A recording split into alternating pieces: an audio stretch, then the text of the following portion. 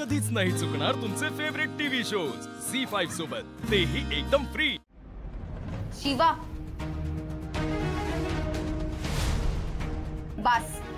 बास झाली तुझी नाटकं।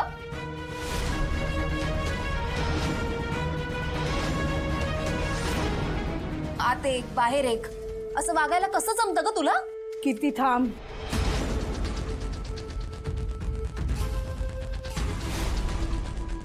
आई, आज बोलावंच लागणार आहे। तू बोलणार आहेस का मी बोलू?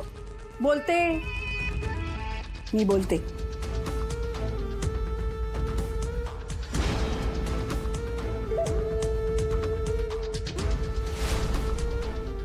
काय झालं?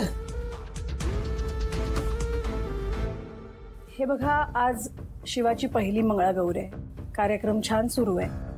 त्यात मिठाचा खडा पडावा अशी माझी इच्छा नाहीये, पण तरी काही गोष्टी अशा असतात ज्यांचा न्याय निवाडा तिथल्या तिथे झालेला बरा असतो। मग कोण बरोबर कोण चूक, नेमकं कोण कसं आहे ना, ते सगळं समोर येतं। आई, काय झालंय? कळेल, सगळं कळेल। काय झालंय तेही कळेल आणि आपण कुठे चुकलो ते सुद्धा कळेल। शिवा, तू कोणावर अन्याय होऊ देत नाहीस, हो ना? नेहमी सगळ्यांच्या मदतीला धावून जातेस, हे खरंय। काय झालं सीताई? असं का विचारताय? सांगते, पण आधी तू मला सांग, हे घर कोणाचं आहे?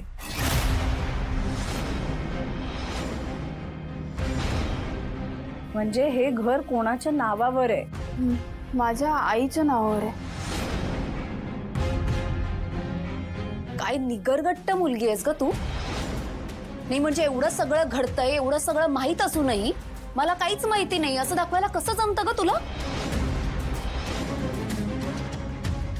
हे बघा सीताई, मला खरंच माहित नाही तुम्ही कशाबद्दल बोलताय। शिवा, खोटं बोलू नकोस तू माझ्याशी। तुझ्या काकूने मला सगळं सांगितलंय। तुम्ही त्यांच्यावर कसा अन्याय करताय आणि हे घर नक्की कोणाचं आहे सगळं सांगितलं।